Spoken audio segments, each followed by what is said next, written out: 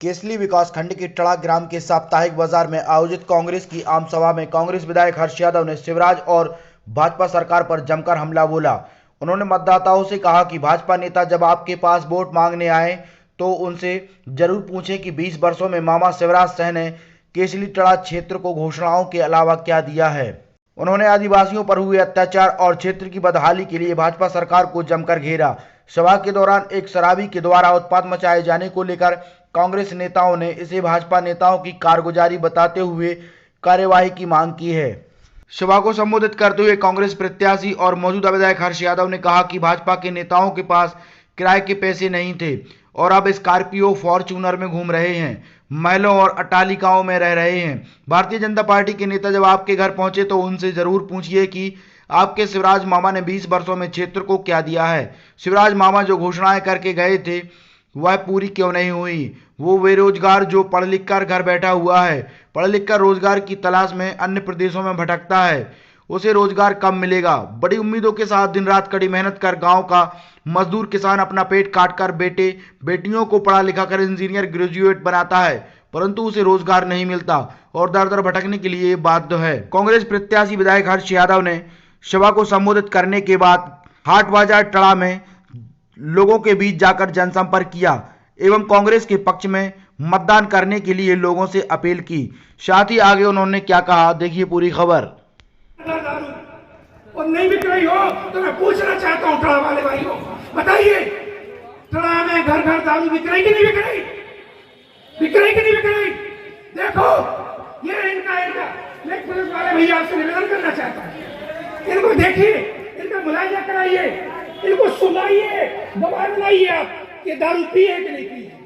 ये यहाँ पर बैठकर गाली गलौज कर रहे हैं। देखिए अगर ये दारू ना पिए होंगे तो मैं अब भी राजनीति से त्याग पत्र दे दूंगा। दारू पी कर यहाँ पिलाकर या मंच पर भेजा जा रहा है। ये संस्कृति सभ्यता है।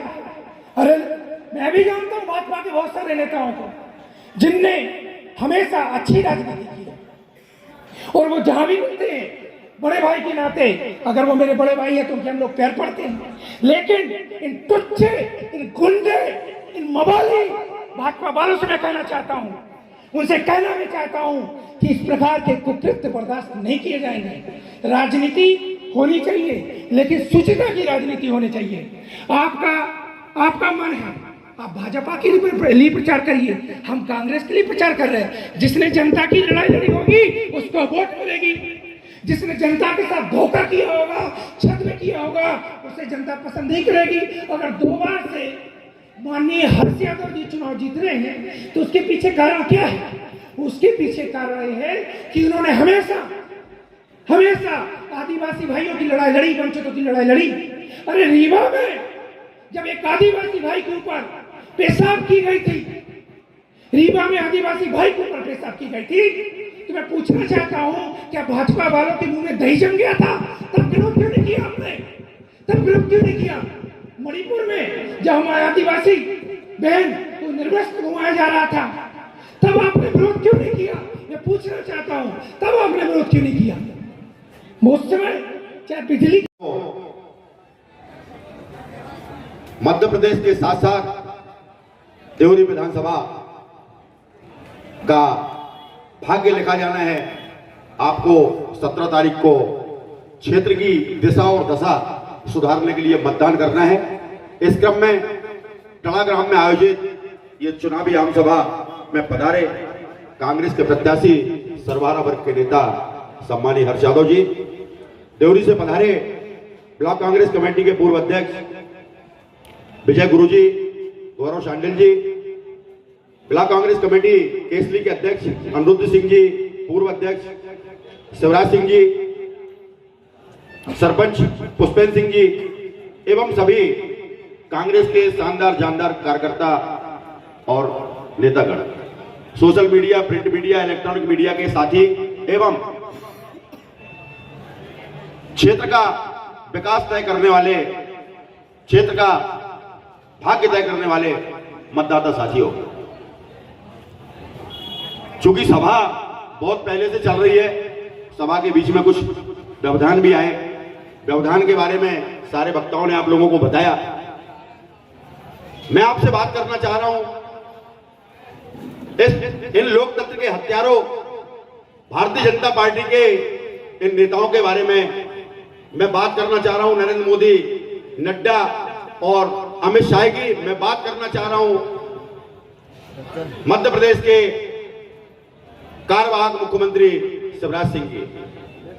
साथियों, 2018 में जनादेश देके आपने अपने क्षेत्र से हर्ष यादव को विधायक बनाया था और सम्मानीय कमलनाथ जी प्रदेश के मुख्यमंत्री बने थे और सम्मानीय हर्ष यादव जो देवरी के लिए गौरव, सागर जिले के लिए गौरव की विषय थे, उस समय कैबिनेट मंत्री का दर्जा इनको मिला था और कैबिनेट मंत्री बने थे। 15 महीने की सरकार, समय बहुत कम है। देवरी के लिए, केसली के लिए कांग्रेस ने, हर्ष यादव ने क्या किया?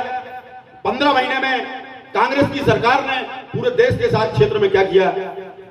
समय बहुत है, बार बार आपके आमने सामने बात होगी, मैं जरूर बताऊंगा। साथियों, मैं लोकतंत्र के हत्यारों की बात कर रहा था कि 2018 में आपने जनादेश देके हर्ष यादव को विधायक बनाया था। दूसरी बात, और ये देवरी का गौरव बने थे और कैबिनेट मंत्री इनको बनाया गया था। क्या गलती थी हर्ष यादव की? क्या गलती थी कमलनाथ की? शुचिता की राजनीति, सिद्धांत की राजनीति करने वाले कमलनाथ 15 महीने के भीतर उन्होंने क्षेत्र के अंदर जो सौगातें दी, देश प्रदेश के अंदर जो सौगातें दी, ये भारतीय जनता पार्टी के लोगों को नागवारा गुजरी।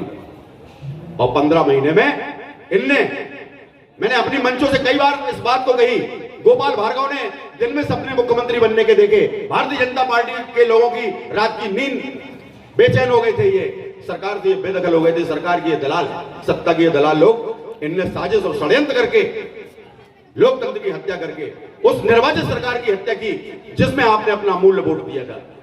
पूर्व वक्ताओं ने बड़े विस्तार से भारतीय जनता पार्टी की कथनी और करनी में अंतर का उल्लेख आपके सामने किया।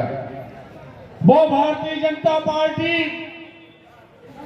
जो सुस्ता और सुशासन की बात करती है, भ्रष्टाचार मध्य प्रदेश की बात करती है, भ्रष्टाचार के साथ साथ भय मुक्त समाज की बात करती है, उस मध्य प्रदेश में 20 वर्षों से अराजकता का माहौल है, भय का माहौल है, आतंक का माहौल है, भ्रष्टाचार का माहौल है। और एक वक्त आ चुका है भाइयों और बहनों, व्यापारी भाइयों, यहां से संकल्प लेके जाइएगा। 17 तारीख मध्य प्रदेश का भविष्य तय करने वाला चुनाव आपके सामने है। वो चुनाव जो व्यापारियों के सम्मान के लिए है, एक चुनाव किसानों के सम्मान के लिए है, एक चुनाव हमारे बेरोजगार भाइयों के सम्मान की खातिर है, एक चुनाव मातृशक्ति के सम्मान का चुनाव है।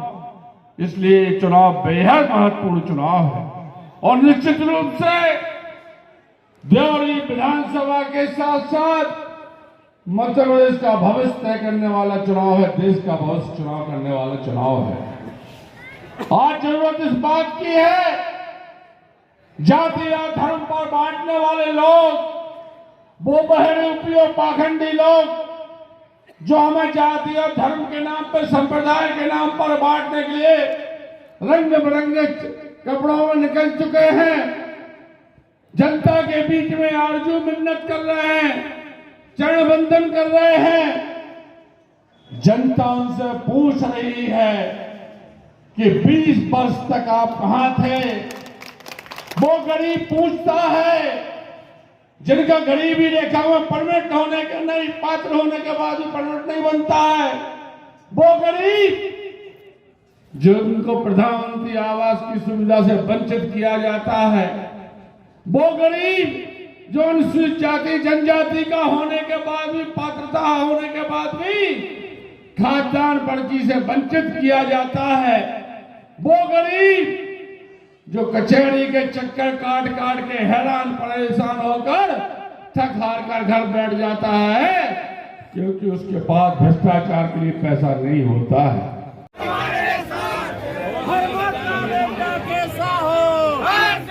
हर